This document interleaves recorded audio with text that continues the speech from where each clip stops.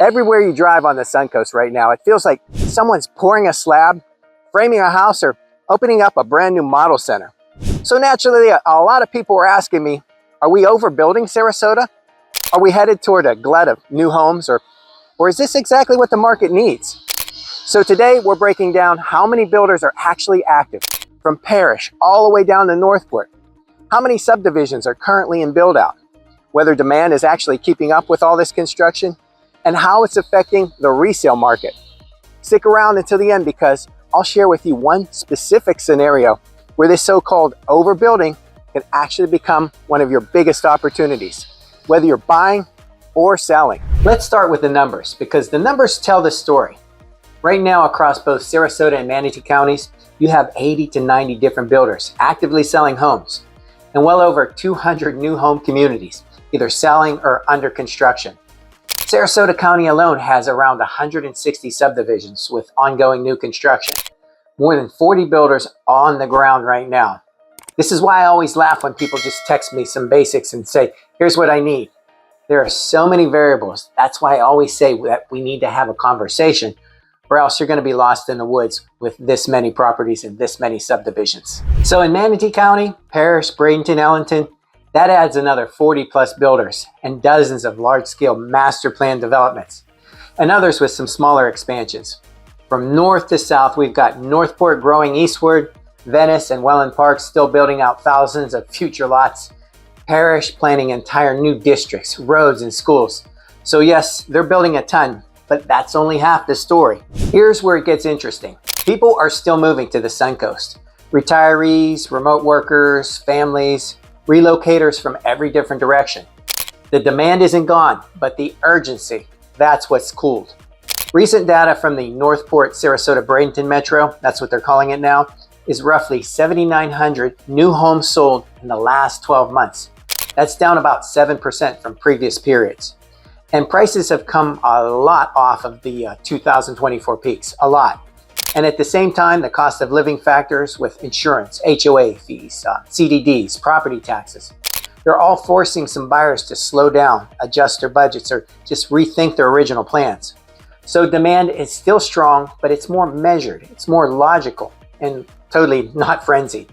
That's exactly when people start to feel like maybe they're building too much. Now let's talk about the resale side because this is where things really show up.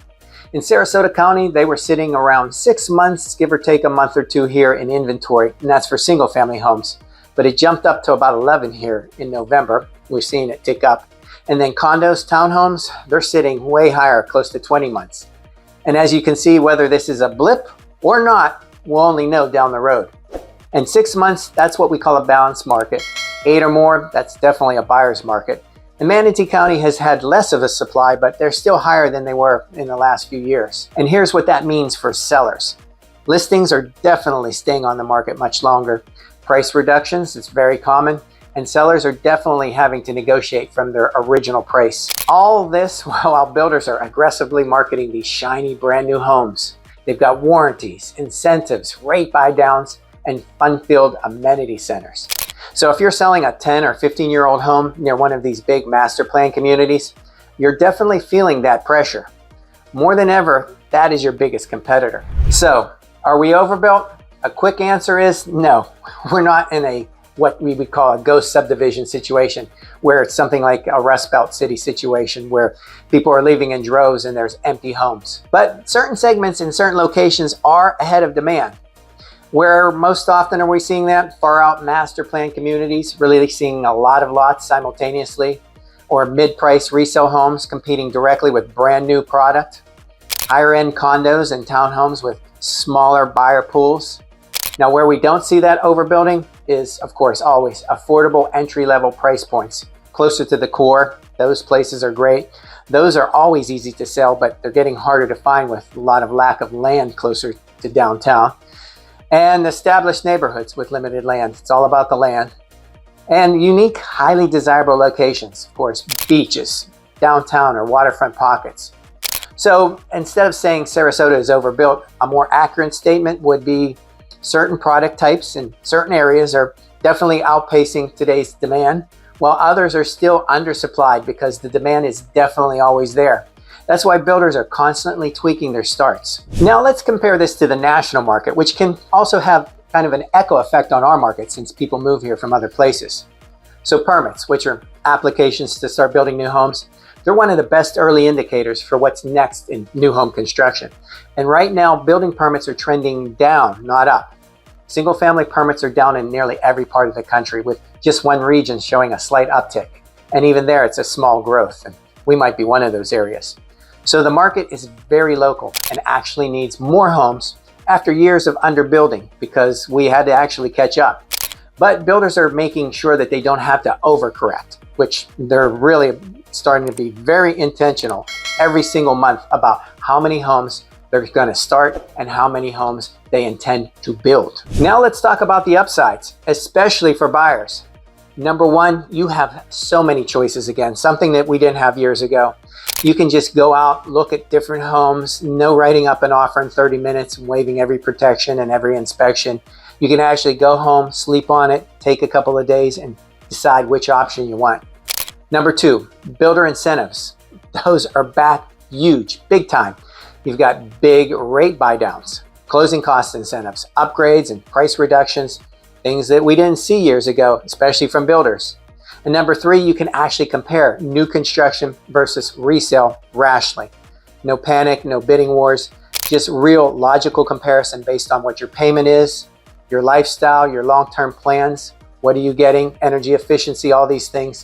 This is one of the best negotiation environments buyers have had in years. Now on the flip side, if you're a resale homeowner, especially in a community with lots of newer construction nearby, you're competing with huge builder marketing budgets. We're talking billboards, not yard signs. You've got brand new fun-filled amenities and homes with fresh warranties and modern layouts. And that means you have to be more strategic, especially with your pricing, staging it, curb appeal, timing, and highlighting what's new, what new homes don't have. So you've got mature trees, better locations, lower taxes, or no construction noise. You can still win, but you can't list high and just hope. Not only will it sit forever, it might never sell. Now here's the part I promised you at the beginning. There's a specific scenario where this overbuilding environment becomes a huge advantage, trading up or trading into the lifestyle that you actually want. If you own in an established area, Sarasota, Bradenton, Lakewood Ranch, Venice, your equity is still strong. Meanwhile, builders in certain communities have standing inventory, homes under construction that they want off the books, and incentives that they didn't offer 2 years ago. So simply put, you're not going to find the mortgage rates and the financing package that builders are offering. Right now, in fact, it's not even close. Some builders are even quietly calling it their drug because they are buying down rates and grabbing a huge amount of the buyer market. But if you can time it right, you can sell your current home for a solid price. You can use that equity and then leverage builder incentives to get a much better deal on a brand new home that actually fits your lifestyle. You can switch and upgrade during an unprecedented time. And for first-time home buyers, this environment can be the difference between being priced out and finally being able to buy, especially since you can jump on one of those inventory deals fast with no home to sell. So are they overbuilding in Sarasota? Not exactly, but some areas and some product types are definitely ahead of demand. And it is certainly something you want to watch. That creates pressure on certain resale neighborhoods, but it creates opportunities in new construction and choices that really totally didn't exist a few years ago. So if you're trying to figure out whether you should buy new, buy resale, or if you want to time your sale correctly, just reach out to me. Tell me your situation, your timeline, and your budget, and I'll map out exactly where the builders have leverage, where the buyers have leverage, and which communities offer the best fit for you. Let's have a quick chat. My contact info is in the box below. I'm Rob Rovnak for Living and Buying in Sarasota. I'll see you on the next one. Bye for now.